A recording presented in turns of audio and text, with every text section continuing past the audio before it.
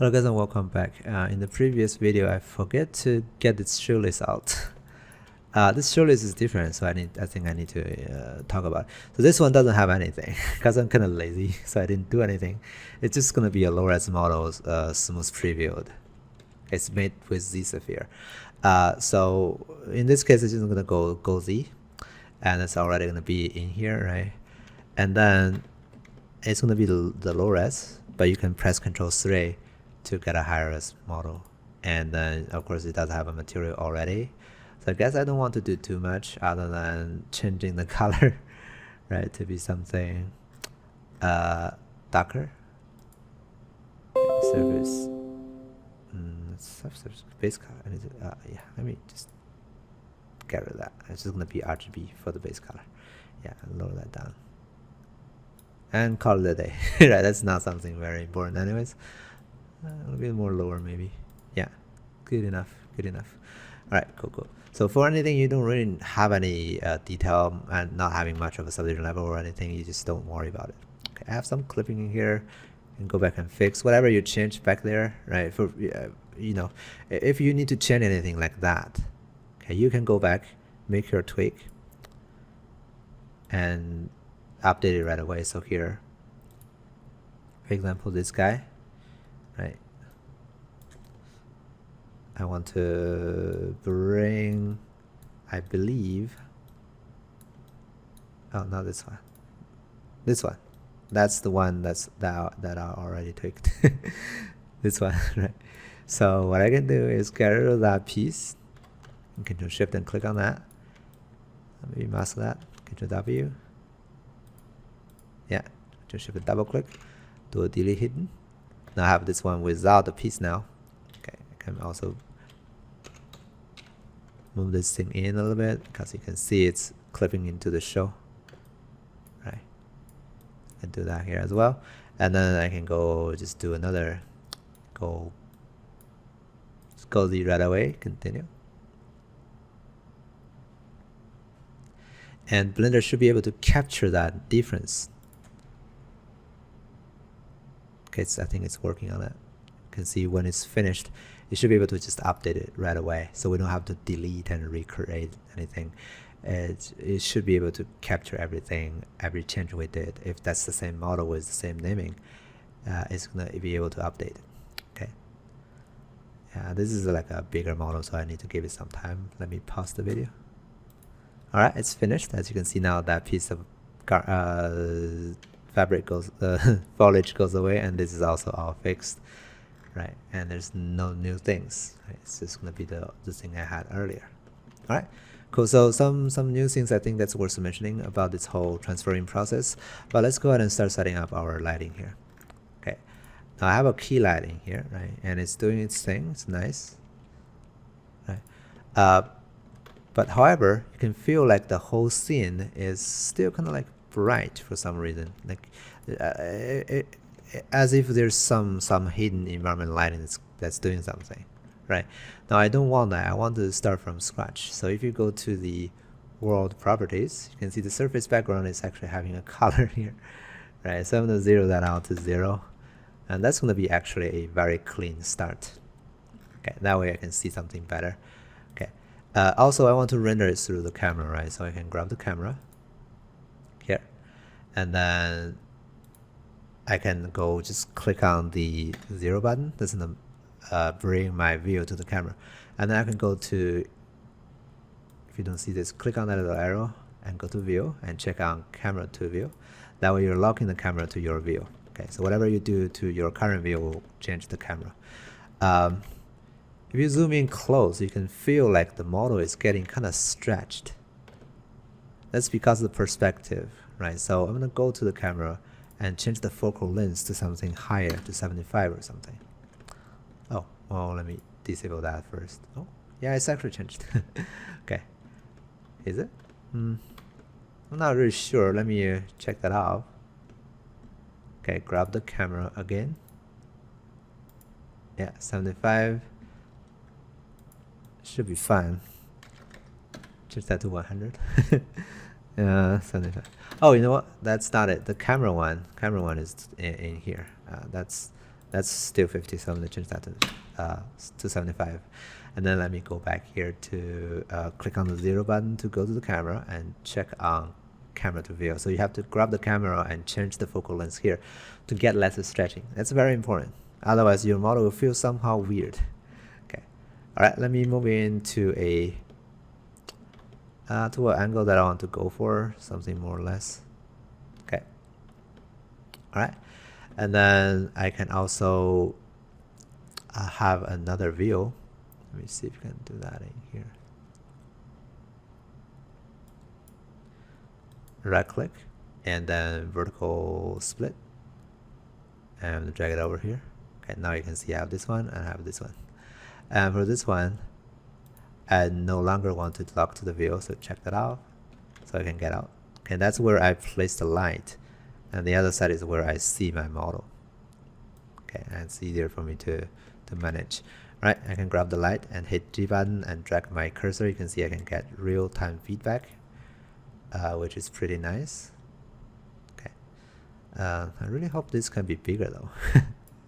I don't see much thing happening on the face, so I'm not sure what I'm seeing here. Okay, so I guess I'll have to zoom in just to be able to take a look at what's going on. Okay.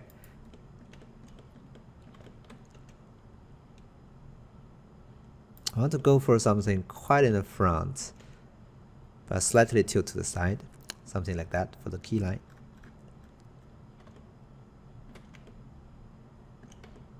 Okay, and then what I can do is to go to the light, okay, and then I can change the color to something. I want to create something like a night scene, right? In this case, the color will be something kind of like a bluish color. So I'm gonna change the color to something be more blue, right? Not all that saturated, just that. Okay, now also it would be nice to see some background, so I'm gonna go to the camera and look for the background image. Check that out, add image, and then I'm gonna open. Okay, I think I have a background here, okay, that I want to use. Okay, right, let me go closer. You can see this is kind of like a dark mode, kind of like environment. You can also see the texture is a bit stretched, so I'm gonna go here and change that to crop. Okay, I don't need to offset. You can try to offset, but I'm gonna do that in the compositing stage, so it's not that important yet. Maybe just put it in here, somewhere here. Okay. Alrighty. So after that, I can start to set up some more lights. One light wouldn't be enough. I need to have something like a key light or whatever, and also a rim light, some fill light, right? To have kind of like a 3-point light system. So I'm gonna grab the light and Shift D to have a copy of that, and drag it over to the other side, maybe to here. Now light do come into some, do have some performance hits. So if you do too much light, your viewport will go slower, right? So just be aware of that. I want this to mimic the moon from the background. So I'll put it somewhere around the moon, maybe. Right. You can see now it's gonna give me some nice key light, nice rim light from the back. Okay. But of course, you want to think about how you want this to behave, right? And this is kind of like doing a lot of things. It's doing effects on not just the character, but also the griffin, all those things. And I think this is getting things in the making everything too bright. So I'm gonna lower that down to something lower, like 500. Let's see how that goes. 50. Oh, 50 is too slow. Why did I go? 250, right? Something in there. And I can tweak the position. Cyber general coverage. Let's see where it is. Yeah, it's kind of close to the griffin. Let's move it further to the back.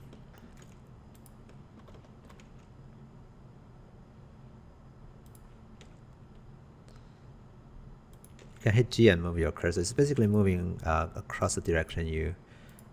Let me get rid of that. The direction you move the the mouse, so it's quite convenient actually.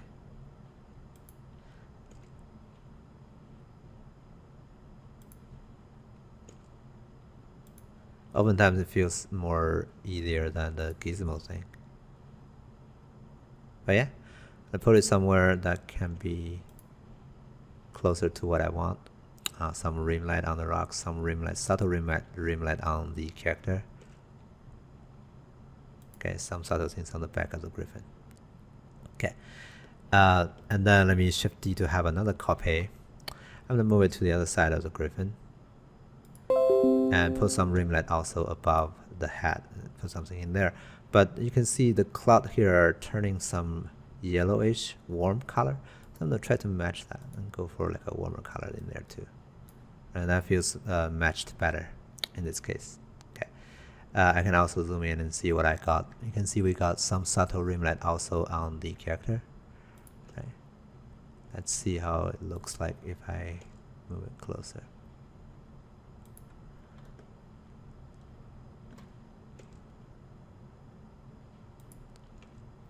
Yeah, because I'm recording the tutorial, I don't have all the screen real estate I have. So this is a little harder to tweak. But you see the point here, right? So you don't need to see me tweaking everything in a very careful way, just the basic idea, right? Of course, if I wanted to say, okay, I want to really have a nice rim light on the head, but I don't want them to be affecting the rock too much, right? In terms of compositing, you don't want something too bright and having too much of a contrast on a lesser important stuff. Okay, so let me try to do something a little bit more trickier. I'm gonna grab the light and shift D to have a copy of that and move it closer to the character. Okay, of course this has to be the blue one, the moonlight. Okay, all right, let me see if we can zoom in. Okay, now of course this one is affecting everything again, right? But I want to focus on the character, so I'm going to bring it to where the character is and have the rim light I want a bit higher in here, maybe something like that. But I don't want it to be affecting the griffin or the rock. Okay, so here I want to go here is to click on the custom distance, and it's 40 meters, right? I'm going to change that to 1 meter, right? That way it's only going to affect 1 meter, something that's within 1 meter, right? So if I now bring it closer to the character, you can see I'm still doing the rim light to the character, but now I'm not affecting everything else, right? So I don't know like who designed this whole EV render, but I feel like a lot of things I want to do that's hard to do in other renders is in here, right? Like this light distance, for example. Like how convenient. Right, now you can see I can bring in a really nice rim light for the character without affecting the rock or the griffin, right? Similar concept, I can shift it to have a copy of that and bring it closer to the griffin. You can see I can really use this to define the lighting I want.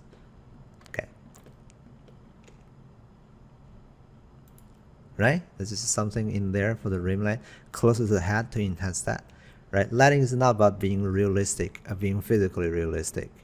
You do a lot of lights in a very non-realistic way because you want to use those lighting tricks to tweak your composition, right? It's not just about making it physically correct. You want to think about the story, of course, right? The moon, the orange-ish fall kind of thing. But at the end of the day, you also wanted to just control everything possible. Just like when you're a painter, right?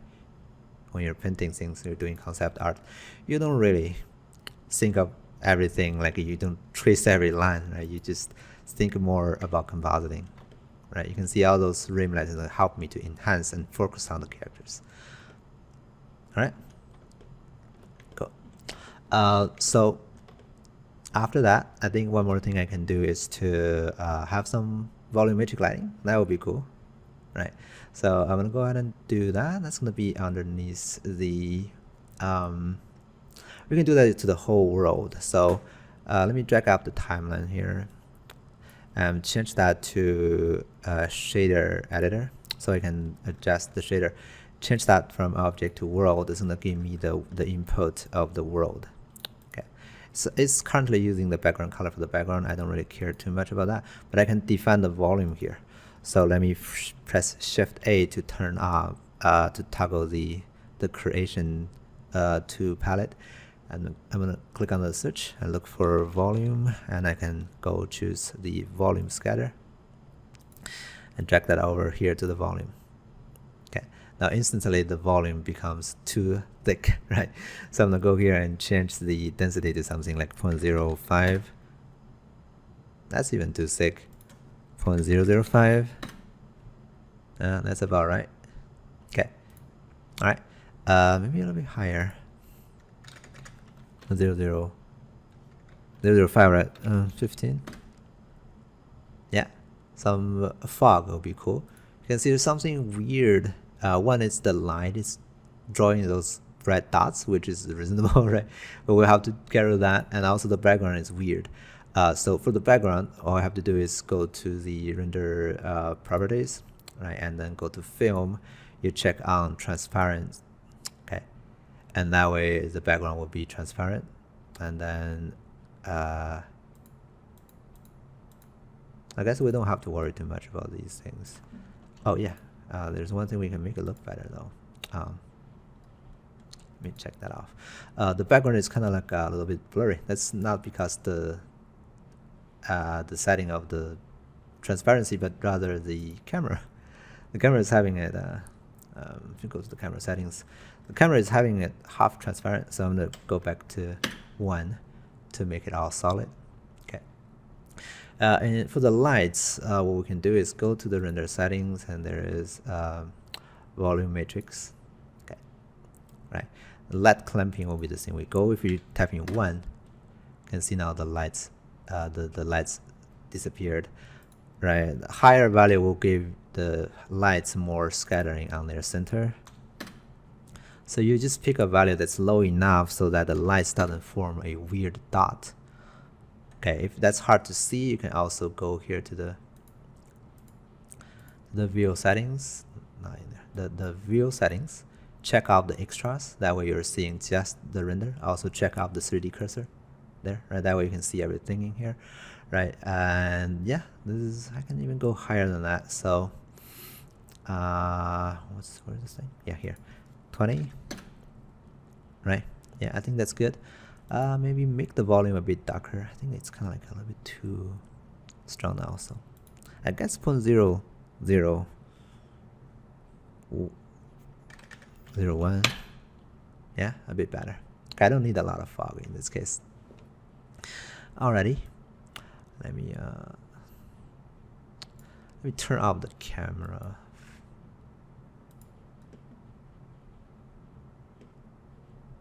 So that I can zoom in closer. I need to see this. Yeah, this is fine. I don't really need to see the camera yet. Okay. All right. One thing I want to do is to tweak the. Oh yeah, there's one thing that I need to do. So if you look at the eye, you can see the shadow is weird. Right? The shadow is in there, but doesn't really go all the way down there. So let me pick the key light. And then if you go to the shadowing part, one thing you can check out is it's a contact shadow.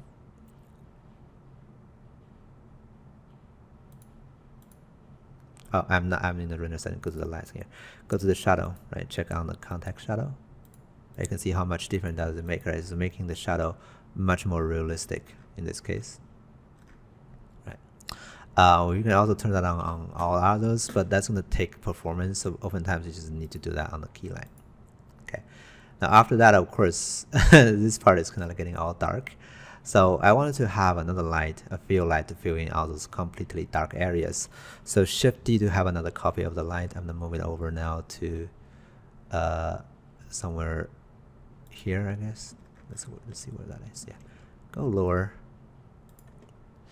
And then this part again will be kind of really weak, so let me change the power to 100. That's even too strong. I still want to have that high contrast, so 20. Yeah, just a little bit so that you're able to see the dark side. Let me grab the key light. I think the key light can also go down a bit more. Yeah.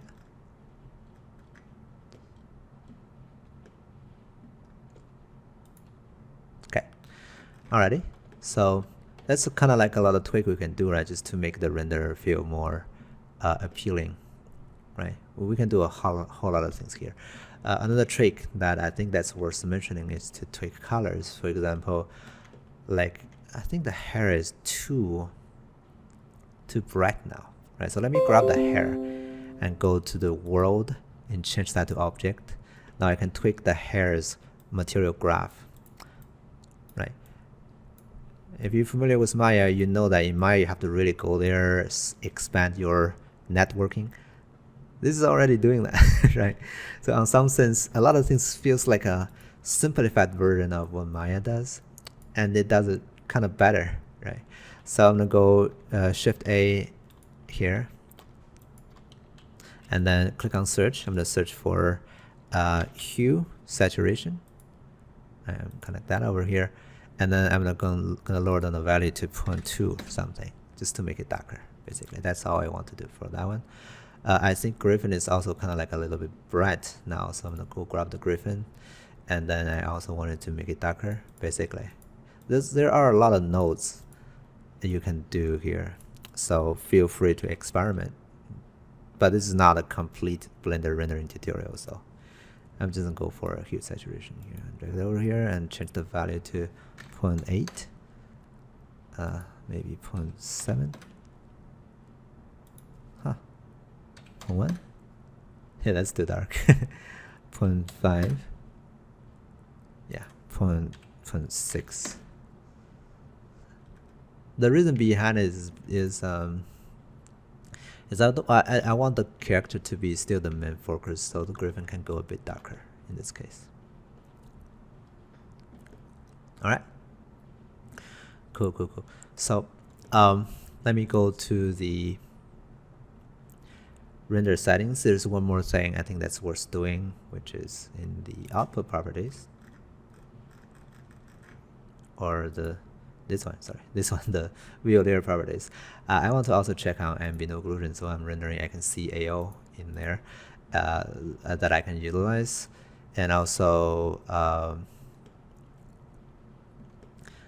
for the render settings, I can crank up the renderer's resolution to higher than that. So 128, have a higher rendering sample. Subsurface scattering can also have a higher value, 14 maybe.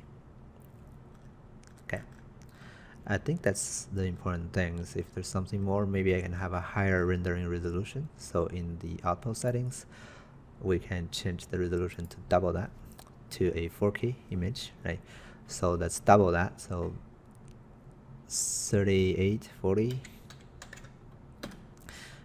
and to 160. That's the 4K screen resolution.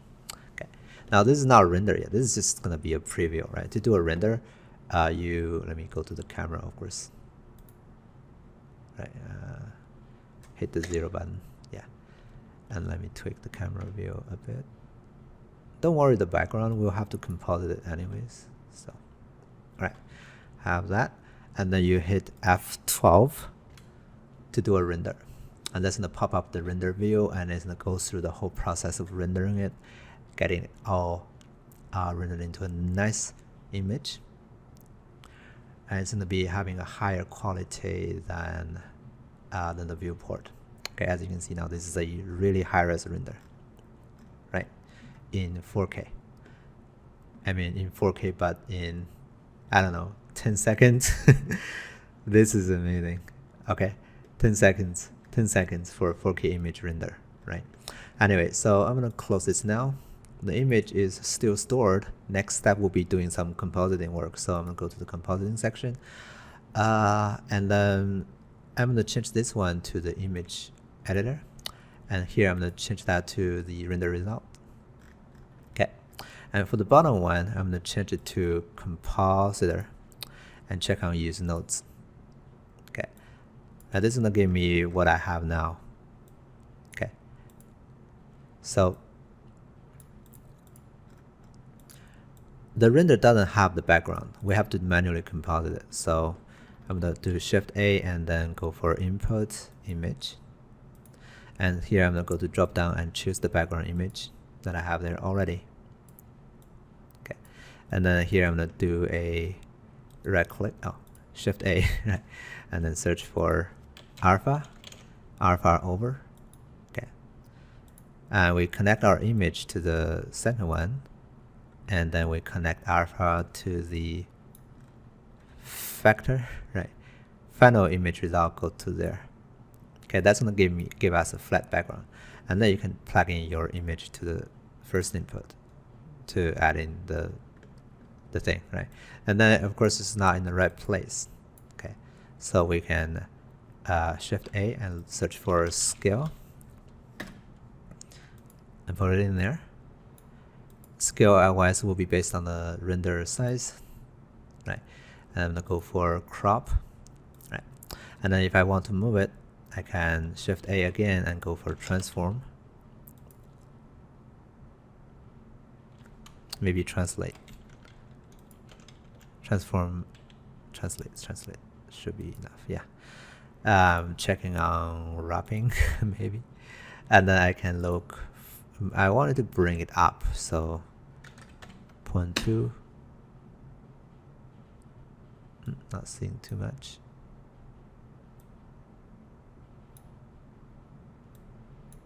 Oh yeah, this is too big of a number. Yeah, yeah, that's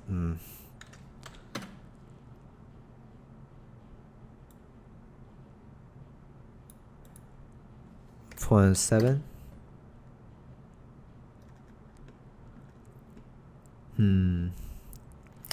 I wonder if I can drag it slower.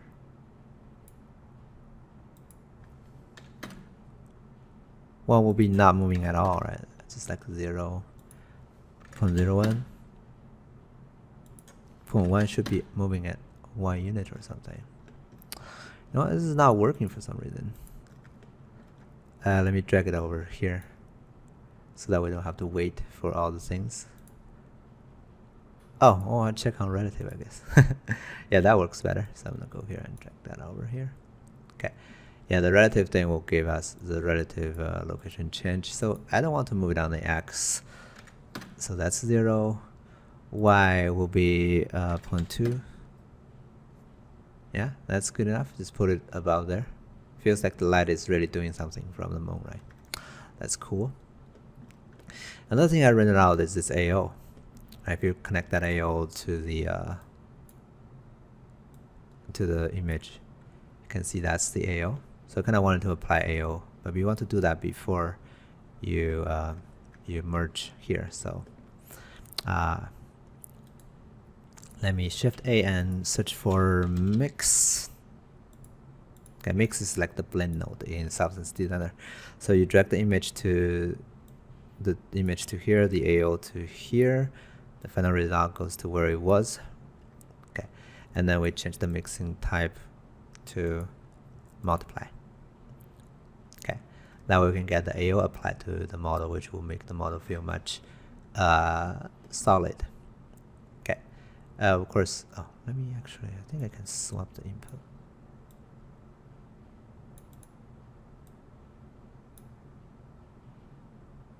Yeah, and try to lower down that. 2.1. Oh yeah, actually I don't need to swap the input. I want the image to be on top, to be on the bottom, and AO is in here. So I don't want to apply the full AO basically. So 0.6 or something should be enough, right? Not all the way applied. Okay. Alrighty. So I think that should be everything that's worth mentioning. If there's something that you want to do, for example, I want a highlight for the eye. You can use the trick I showed you earlier, right? To have a really small light and position on the eyeball, and you can get the highlight. You know what? Let me show you how to do that. So I'm gonna go to the. I think that's where I was. Yeah, layout. So I can grab any light, maybe this one, Shift D to have a copy. Right, and then drag it over in front of the face. Okay, let me zoom in. Now this is too strong, so here I'm gonna tweak a few things on the lighting. First of all, its power will be just 1, right? And then also it's gonna be a really small one, so I'm gonna try 0.1 maybe.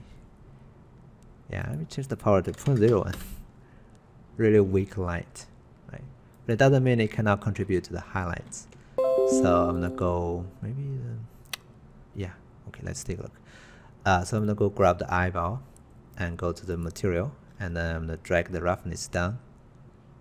Right, you can see now I have some highlight that starts to appear, and that's all actually done by that one light. It's kind of doing very little to the. Oh, can't really. Yeah, let me grab light 06. Yeah.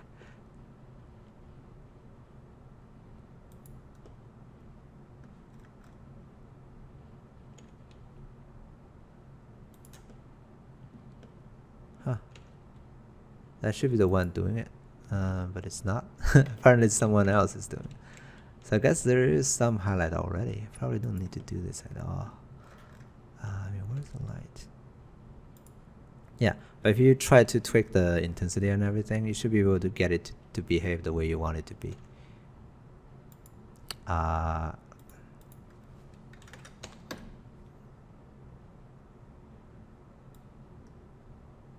Yeah, if you get some power, and then that can be smaller. I have some highlight in there already, so I probably don't need to do this. Yeah, but I can define a highlight like that. Power 0.1, 0.01, 0.1 maybe. Yeah, that way I can define a highlight myself using this. But there's some highlights in there already, so I guess I just didn't get the correct material in this case. Yeah, you can see it doesn't really do a lot to the face anyways, right? Just to the highlight. So it should be a viable solution to add extra highlight to the face. Of course, I can do that also for the griffin. So Shift D to have a copy of that. And then I'm going to bring it to, oh, I don't know where it goes. So you can hit escape to go back. Let me bring it to where the griffin is.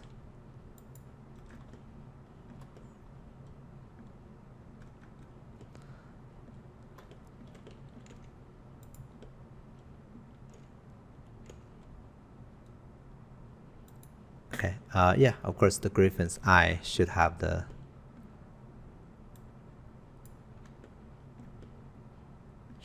highlights, the material, right? So I'm gonna go to the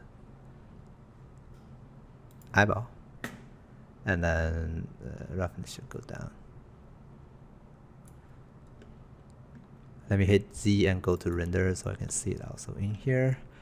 And I'm gonna grab my light and drag it over here. You can see now I'm able to give it a highlight, right? Cool. Now I can go back here, and then we don't need to do too much rather than do another render. Right, again, this is really fast, so I think that's one of the reasons we can do it in here. Like you can get something similar, maybe, but really it's really hard in ZBrush, because in ZBrush you need to set up the lightings, and the lighting is in here. You don't see real-time feedback. That's the problem, and you cannot position them, and there's just one type of light. And in Blender we can choose different lights. Of course we're only using a point light in this case, and not even possible to do those highlighting trick I did in here to just have a highlight in the eyeball by doing this. That's just not possible in ZBrush.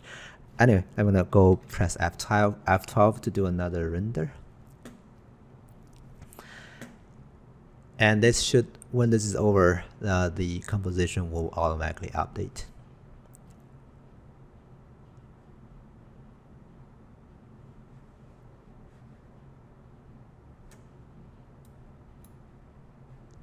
Yeah, so rendering is over. Let me close this. Now back here to our composition. You can see now our character have some nice looking highlights. Okay, in the eye. Alrighty, that should be everything that I think that's worth talking about. Okay, and then we can go to image, and you can save the image as your final render, and that's gonna be it for this whole tutorial, right? You can see we can get a nice looking render in a matter of, including all the time I did in there, that this is 35 minutes tweaking while I'm talking, and also in ZBrush there's some importing that's gonna be something like 20 minutes. So within an hour or so you can get some nice looking render already, right? So I think that's the power of real-time rendering is gonna be the future. I think because hardwares are getting faster, right? There's no way this is not gonna be possible for high resolution production, right? And we're also using all high-res models, all high resolution model with polypen. There's no texture, no UV, just vertex color, right? That could also be what's happening in the future, right? When computers are fast enough, then you can handle millions and millions and millions of polygons. Then who cares, right? As long as it works, you know, maybe there's one downside that's for rigging. Maybe it's gonna be harder to paint the weighting and things like that with a messy topology. But other than that, really I don't think there is a strong limitation. And even that, I think you can rig it with like a proxy model that has a topology. But for the actual texture model, the thing that's really rendered, those can be the high-res model deformed by a proxy model that has a topology, right? So eventually in the future, UV texture may be something in the past. You'll just have polypens. You just have a really high resolution model. Okay. All right. That's going to be it for this video. Thanks for watching. See you next time.